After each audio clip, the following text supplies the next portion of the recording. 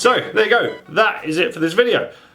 This video was in memory of a guy that wrote Revs. He was my brother's best friend, and yeah, I was quite close to him because of that. So he was kind of one of the reasons why I got into graph. I remember when he was, well, like 14, 15, he used to have like the old school graphitism magazines, and I used to like look at them with my brother.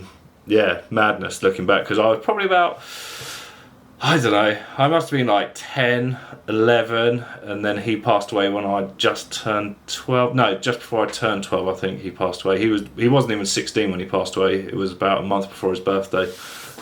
Yeah, pretty messed up. But anyway, enough of me rambling on. Please like, comment, subscribe, share, do all that stuff. Go back and watch one of my previous videos. And yeah, thanks for watching. And yeah, should be some product review videos coming up soon.